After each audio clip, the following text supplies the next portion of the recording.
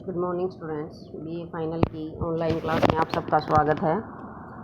आज का हमारा टॉपिक है संयुक्त राष्ट्र एवं अंतर्राष्ट्रीय विवादों का शांतिपूर्ण समाधान। ये हमारी आज से थर्ड यूनिट का फर्स्ट क्वेश्चन शुरू होता है। तो संयुक्त राष्ट्र संघ की स्थापना जो हुई थी मेन विश्व शांति और सुरक्षा को स्थिर करने के उद्देश्य से हुई थी। ये आप सबको पता है कि यूएनओ का मेन जो उद्देश्य है विश्व में युद्धों को रोकना और विश्व में शांति और सुरक्षा को स्थिर रखना मेन इसका दायित्व था, जो कि सुरक्षा परिषद पर डाला गया है। हालांकि महासभा भी इसके दायित्व में इसका योगदान देती है।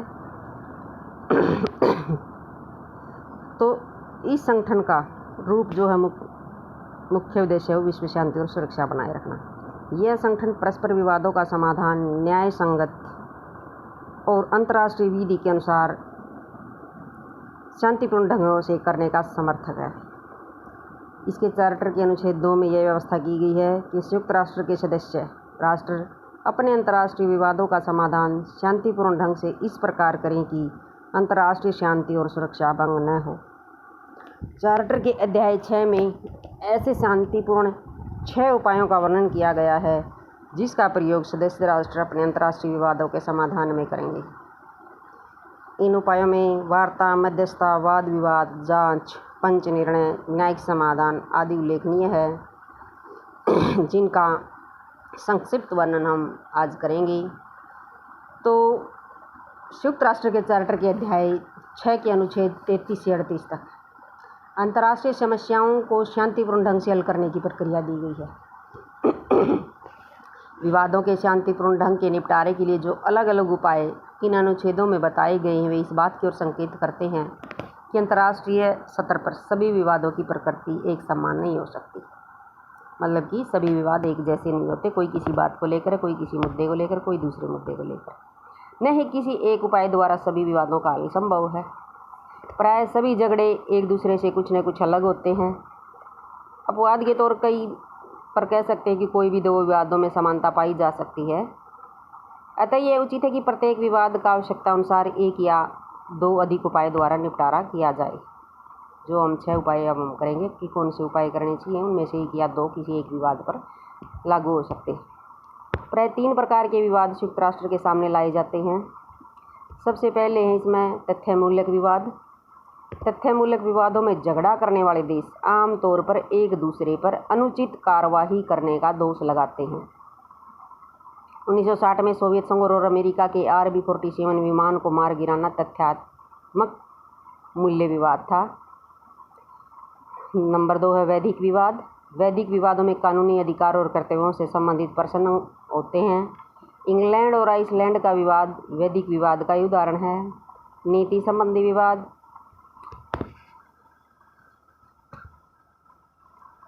नीति संबंधी विवाद वे होते हैं जिनमें झगड़ा करने वालों की नीतियों में टकराव होता है। बर्लिन की स्थिति संबंधी विवाद एक नीति संबंधी विवाद ही था, जिसमें रूस और मिस्र राष्ट्रों की नीतियों से टकराव था। उपरोक्त तीनों प्रकार के झगड़ों से नीति संबंधी विवाद प्राय सबसे अधिक जटिल होते हैं। ये विवाद काफ़ी समय तक हल नहीं हो पाते। इन नीति संबंधी विवादों में सैद्धांतिक संघर्ष भी समाये होते हैं। कई बार ऐसे जटिल झगड़े भी पैदा हो जाते हैं जिनमें तथ्यमूलक, कानून संबंधी और नीति संबंधी तीनों प्रकार के प्रश्न समाये हुए होते हैं। प्लेनो और रिग्स के अनुसार संयुक्त राष्ट्र संघ के सामने आने वाले झगड़ों को 5 भागों में बांटा गया है। इसमें नंबर 1 है क्षेत्रीय एवं सीमा विवाद, शीत युद्ध विवाद, स्वतंत्रता विवाद, घरेलू झगड़े और हस्तक्षेप संबंधी झगड़े। तो अब हम देखेंगे कि ये जो 5 प्रकार की प्रकृति के झगड़े पाए जाते हैं, तो इन झगड़ों को यूएनओ कैसे शांतिपूर्ण समाधान इनका हो, तो वो कौन से उपाय और पद्धतियाँ अपनाएगी जिनसे ये सभी झगड़े सुलझ भी जाएं और विश्व में शांति और सुरक्षा को भी कोई नुकसान ना हो। तो इसमें सबसे फर्स्ट हमारा है वार्ता। वार्ता से अभिप्राय है कि 2 राष्ट्रों में आपसी विवाद का समाधान करने हेतु बातचीत करना। बातचीत राष्ट्रों के मध्य भी हो सकती है और ऐसी बातचीत उनके प्रतिनिधियों के मध्य भी हो सकती है।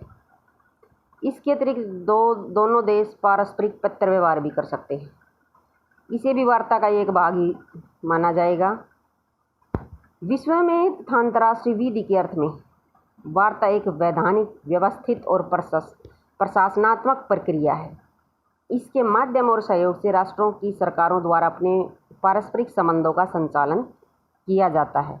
वार्ता का मतलब है कि जब कोई झगड़ा होता है तो आपको अपने आस पड़ोस में भी देखा होगा कि कई बार हमारे आस पड़ोस में दो परिवारों में झगड़ा हो जाता है तो उनको बातचीत के द्वारा सुलझाने की पूरी कोशिश की जाती है। तो इस प्रकार दो देशों के बीच के झगड़े को भी पहले बातचीत के माध्यम से सुलझाने की कोशिश की जाती है कि किस प्रकार कोई ज़्यादा बात न बढ़े और वो झगड़ा जो है बातचीत के माध्यम से ही सुलझ जाए। इसका उदाहरण हम भारत पाक सीमा संबंधी विवाद से लेकर भी कर सकते हैं कि 1956 को भारत के प्रधानमंत्री पंडित जवाहरलाल नेहरू और पाकिस्तान के राष्ट्रपति अयूब खान में हुई बातचीत का इसका उदाहरण दिया जा सकता है। भारत पाक सीमा विवाद के समाधान हेतु इन्होंने 1956 में बातचीत की थी। दोनों नेताओं ने यह निर्णय लिया कि दोनों देशों के मंत्रियों की बैठक आयोजित होगी और 1959 में जो है दोनों देशों के प्रतिनिधिमंडलों के बीच बातचीत का एक दौर शुरू हुआ। कभी कभी वार्ता जो है लंबे समय तक भी और कई दौर की भी चल सकती है और कई बार यह भी होता है कि वार्तालाप एक ही अल्पकालीन दौर में समाप्त हो जाए, चाहे वो सफल हो या असफल हो। ये तुमने गांव में भी पंचायतों का रूप देखा होगा। किसी मुद्दे को लेकर कई बार एक टाइम पे ही झगड़ा सुलझ जाता है और कई बार 2-2, 3-3 दिन पूरा गांव इकट्ठा होता रहता है और वार्ता चलती रहती हैं और जो है वो सफल या न सफल कुछ भी हो सकता है, सफल भी हो सकता है और असफल भी हो सकती है वार्ता। ज़रूरी नहीं कि झगड़ा सुलझ जाए। तो व्यवहारिक रूप में वार्तालाप के साधन की सफलता दोनों पक्षों द्वारा समस्या के समाधान की लागत और ईमानदारी पर निर्भर करती है। भाई वो कितने इच्छुक हैं अपनी जो समस्या है उसको समाधान करवाने में वार्ता के माध्यम से, ये दोनों देशों के ऊपर डिपेंड करता है। कई बार ऐसा होता है कि विवादी राज्य वार्ता का नाटक रचकर विश्व लोकमत को अनुचित रूप से अपने अनुकूल बनाने की घोषणा करते हैं। बड़े कूटनीतिक और प्रचारात्मक ढंग से विश्व के सम्मुख यह पेश किया जाता है कि वे तो समझौते के लिए तैयार थे, परंतु दूसरे देश ने सहयोग नहीं दिया, दूसरे पक्ष ने, और जब उनके हितों को अब भारी खतरा पैदा हो गया तो मजबूरीवश उन्होंने आक्रामक कार्रवाई का सहारा लेना पड़ा। जो देश आक्रमण करता है वह ऐसा फिर विश्व के सामने अपने मत रखता है कि हमने मजबूरीवश युद्ध किया है, वरना हम युद्ध करके खुश नहीं थे। कई बार सेवाएं और मध्यस्थता आदि का प्रयोग भी वार्ता के साथ किया जाता है। तो वार्ता एक पक्षीय भी हो सकती है, द्विपक्षीय भी हो सकती है और बहुपक्षीय भी होती है। इसमें मेनली वैसे तो सरल तरीका यही है कि इस प्रक्रिया में केवल झगड़े के पक्षकार ही शामिल होते हैं निपटारे के लिए। दूसरा है हमारा सत्य सेवा और मध्यस्थता। यदि संबंध दोनों पक्षों में वार्ता का ढंग अपनाने पर समस्या का कोई समाधान नहीं निकला, भाई हमने वार्ता कर ली और वार्ता के बाद भी जो है किसी समस्या का समाधान नहीं निकला, तो अन्य देशों द्वारा उस विवाद के समाधान के लिए अपनी सेवाएं प्रदान की जाती हैं। सत्य सेवा करने वाले देश दोनों विवादग्रस्त देशों का मित्र देश होता है और वह दोनों देशों को साथ बैठाता है, परंतु व्यवहारिकता व समझौता वार्ता में कोई सक्रिय भाग नहीं लेता। कि जब हमारे दो पड़ोसी कोई लड़ रहे हो तो तीसरा पड़ोसी जिसकी दोनों पड़ोसियों से अच्छी बनती है, उदाहरण के तौर पर हम बताते हैं, तो वो जो हमारा तीसरा पड़ोसी है जिसकी दोनों पड़ोसियों से अच्छी बनती है, तो वो उनकी जो है समस्या का समाधान करने के लिए बीच में अपनी सेवा दे सकता है, दोनों को बातचीत करवा सकता है, वार्ता के लिए तैयार कर सकता है, लेकिन वह सक्रिय रूप में वार्ता में भाग नहीं लेता। परंतु जब वह दोनों में विवादग्रस्त देशों में मध्यस्थता करता है तो वह अपनी ओर से सुझाव भी देता है और विचार विनिमय में सक्रिय रूप से भी भाग लेता है। यह सत्य सेवा और मध्यस्थता में अंतर है कि सत्य सेवा में तो तीसरा जो देश है वो कोई सक्रिय नहीं भूमिका निभाता, लेकिन मध्यस्थता में वो सुझाव भी देता है और अपने उनके साथ विचार विनिमय में सक्रिय रूप से भाग भी लेता है। मध्यस्थता के सुझावों को स्वीकार करना या अस्वीकार करना विवादग्रस्त देशों की अपनी स्वतंत्र इच्छा पर निर्भर करता है। कश्मीर के प्रश्न पर भारत और पाकिस्तान में संघर्ष चल रहा था। उदाहरण देते हैं हमें कि इंग्लैंड, अमेरिका, ऑस्ट्रेलिया आदि कई देशों ने विवाद में मध्यस्थता करने की पेशकश की थी, परंतु भारत हमेशा उनकी इस पेशकश को अस्वीकार कर देता था, क्योंकि भारत का विचार है कि कश्मीर भारत का एक अभिन्न अंग है और उसमें किसी प्रकार की मध्यस्थता की आवश्यकता ही नहीं। तो इस प्रकार जो है भारत कभी भी उनके इंटरफेयर को, किसी भी तीसरे देश के इंटरफेयर को सहन नहीं करना चाहता, और पाकिस्तान हमेशा यही इच्छा रखता है कि कोई तीसरा देश आए और हमारे कश्मीर के मुद्दे को सुलझाए। लेकिन हर बार भारत इसको अपना आंतरिक मामला कहकर जो है इसको किसी भी तीसरे देश की मध्यस्थता को बीच में आने नहीं देता। तो इस प्रकार जो है ये सतसेवा या मध्यस्थता के द्वारा भी जो है अंतर्राष्ट्रीय विवादों को सुलझाया जा सकता है। फिर तीसरा हमारा श्राद्धन कॉन्सिलेशन। श्राद्धन की विधि भी की उत्पत्ति हेग सम्मेलन के पश्चात हुई थी। हेग सम्मेलन में अंतर्राष्ट्रीय विवादों के शांतिपूर्ण समाधान का उल्लेख किया गया था। 1999 और 1907 के हेग सम्मेलनों में श्राद्धन के आयोगों के प्रयोग की बात उठी थी। इस उपाय में तथ्यों की जांच, मध्यस्थता और विवाद के लिए प्रस्तावों पर बल दिया जाता है, परंतु ये उल्लेखनीय है कि प्रस्तावों को स्वीकार करना या अस्वीकार करना विवादग्रस्त देशों की इच्छा पर निर्भर करता है। इस विधि में तथ्यों की निष्पक्ष जांच के पश्चात ही समाधान के प्रस्ताव प्रस्तुत किए जाते हैं। श्राद्धन की विधि में तथ्यों और अन्वेषण और विरोधी दावों के समन्वय के प्रयास के पश्चात विवाद के समाधान के लिए प्रस्ताव तैयार किए जाते हैं। इसे मानने या न मानने की स्वतंत्रता दोनों पक्षों की होती है। श्राद्धन द्वारा विवादों को सुलझाना किन्हीं कानूनी सिद्धांतों के अनुसार न होकर राजनीतिक परिस्थितियों और सौदेबाजी में विवादग्रस्त पक्षों की अक्षमता पर निर्भर करता है।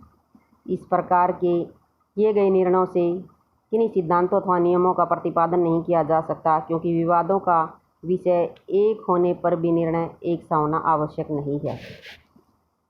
अतः इस तरीके से अनिश्चितता, अस्थिरता और अव्यवस्था उत्पन्न होती है और राज्य बिना विधि के सिद्धांतों पर विचार किए बढ़ा चढ़ाकर राजनीतिक दावे करने के लिए प्रोत्साहित होते हैं कि श्राद्धन का प्रयोग अंतर्राष्ट्रीय विवादों के समाधान में अधिक नहीं हुआ है।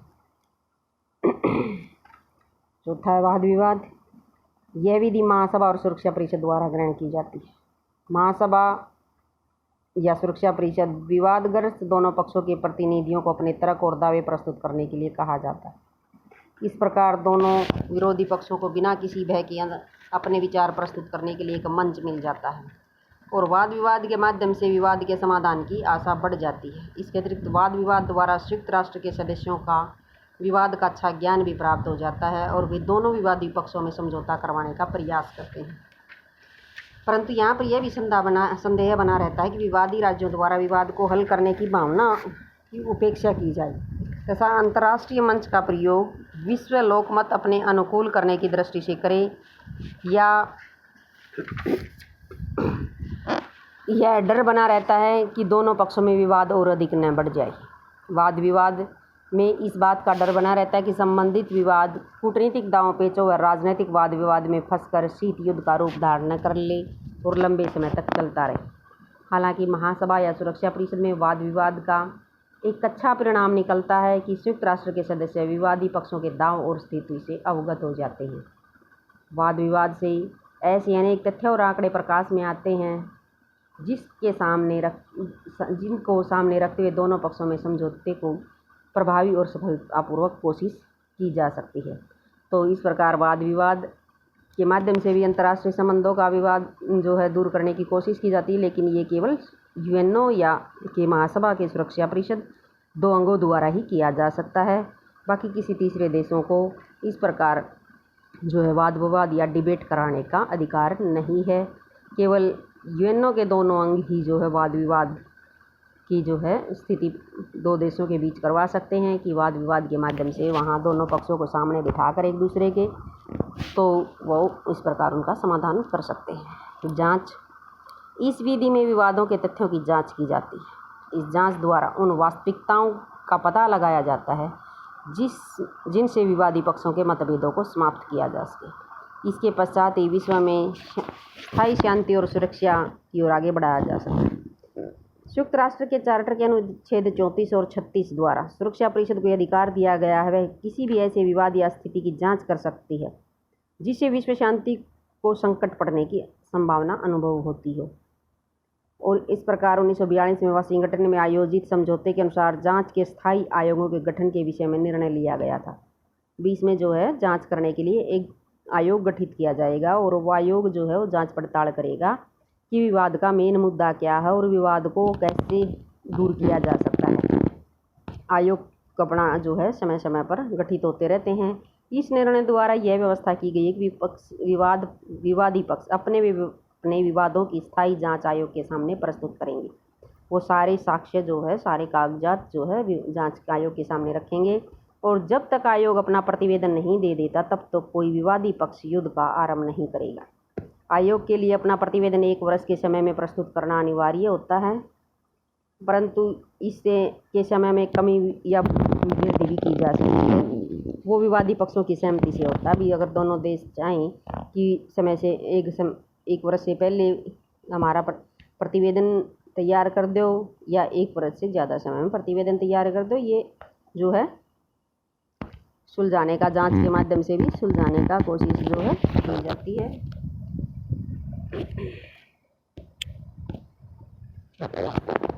नेक्स्ट है पंच निर्णय। इस विधि का प्रचलन पाश्चात्य जगत में यूनानियों के समय से चला आ रहा है। मध्य युग में भी इसका प्रचलन था।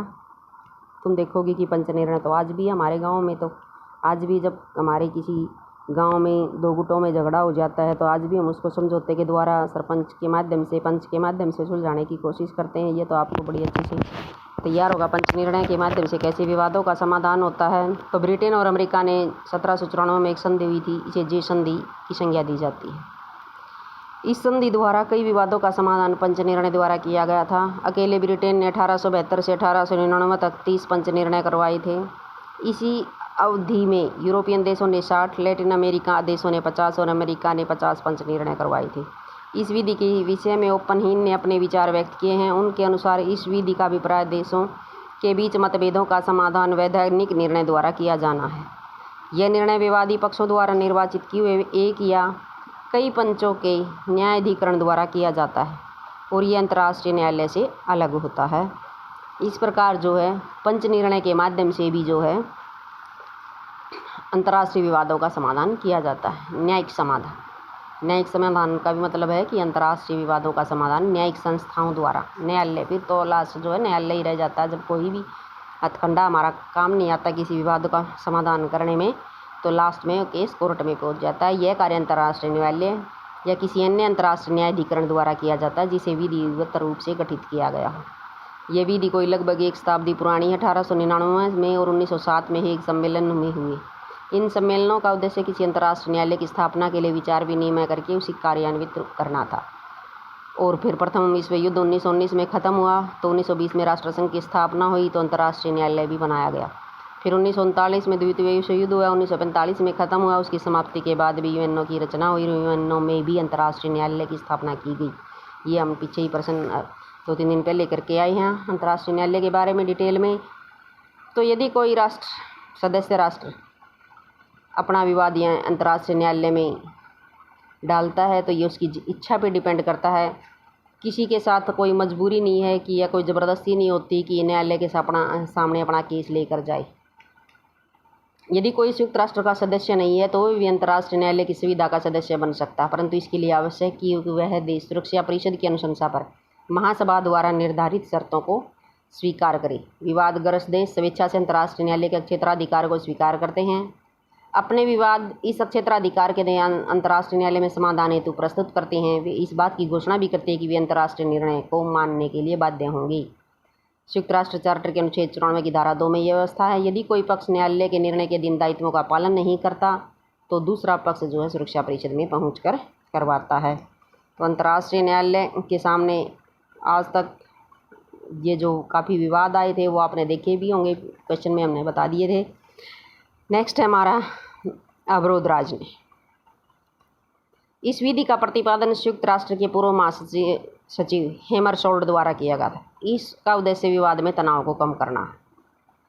तो इसमें 4 ढंग बताए हैं कि किस प्रकार अवरोध राजनीति किया जा सकता है। निरीक्षण दल द्वारा युद्ध विरामक क्षेत्रों का निरीक्षण करना। संयुक्त राष्ट्र की सेना को युद्धरत पक्षों के मध्य स्थिर करना। जो 2 देशों के बीच युद्ध चल रहे हैं उनके बीच में यूएनओ की सेना खड़ी कर दे। घरेलू व्यवस्था बनाए रखने के लिए संयुक्त राष्ट्र की सेनाओं को सहयोग प्रदान करना। सांप्रदायिक गुटों पर नियंत्रण के लिए संयुक्त राष्ट्र की सेनाओं का प्रयोग करना। अन्य कई हमारे अंतर्राष्ट्रीय संगठन वगैरह भी हैं उन्होंने भी जो है विश्व शांति में अपनी भूमिका निभाई है। इसमें अरब लीग की स्थापना 1945 में की गई थी। इसने भी कई देशों के महत्वपूर्ण विवादों को सुलझाने में अपनी भूमिका निभाई है। लेबनान, सऊदी अरब, यूएई और मिस्र जैसे देश इस अरब लीग में शामिल है। अमेरिकी राज्यों का संगठन, इसकी स्थापना 1948 में हुई थी। इसका मुख्य उद्देश्य पश्चिमी गोलार्ध में सैनिक आक्रमण या शांति भंग होने पर सामूहिक कार्रवाई करना तथा अन्य सदस्य देशों के आपसी विवादों का हल करना। America, Argentina, Brazil, Cuba, Canada और मैक्सिको आदि देश शामिल हैं। यूरोपीय आर्थिक सहयोग, इसकी स्थापना यूरोपीय देशों ने की थी। इसका उद्देश्य सदस्य देशों में आर्थिक विकास करना है। आसियान, दक्षिण पूर्वी एशियाई राष्ट्रों की संस्था है। इसकी स्थापना वियतनामी संकट, कंबोडिया संकट और इस क्षेत्र के देशों के पारस्परिक प्रयत्नों के विकास की आवश्यकता से मिलकर दक्षिण पूर्वी राष्ट्रों को एक क्षेत्रीय संगठन बनाने के लिए प्रेरित किया था। Indonesia, Philippines, Malaysia, Thailand, Singapore आदि ने मिलकर 1967 में इसकी स्थापना की थी। 1984 में ब्रुनई इसका सदस्य बना। 1995 में वियतनाम और 1997 में लाओस और म्यांमार भी इसके सदस्य बन गए। आगे चलकर कंबोडिया भी इसका सदस्य बन गया 2004 में। सार्क दक्षिणी एशियाई 8 देशों का एक सहयोग संगठन। इसका संगठन भी 1985 में की गई थी। इसकी स्थापना सार्क में भारत, पाकिस्तान, बांग्लादेश, भूटान, मालदीव द्वीप, नेपाल, श्रीलंका और अफगानिस्तान शामिल हैं। इन संगठन की स्थापना का मुख्य उद्देश्य देशों में आर्थिक विकास को बढ़ावा देना है। एशियाई प्रशांत आर्थिक सहयोग संगठन, इस संगठन की स्थापना 1989 में की गई थी। इसका मुख्यालय सिंगापुर में है। हिमलैक्सेस, इसकी संगठन की स्थापना 1997 में हुई थी। हिंद महासागर के तटीय देशों ने मिलकर की थी। तो इस प्रकार ये अन्य क्षेत्रीय संगठन भी बनाए गए हैं जो अंतर्राष्ट्रीय विवादों के समाधान में सहयोग देते हैं, एक दूसरे देशों की आर्थिक क्षेत्र में सहयोग देते हैं। तो इस प्रकार जो ये आज का हमारा टॉपिक था, अंतर्राष्ट्रीय विवादों का समाधान किस प्रकार और किन उपायों के द्वारा किया जाता है, समाप्त हुआ। Thank you.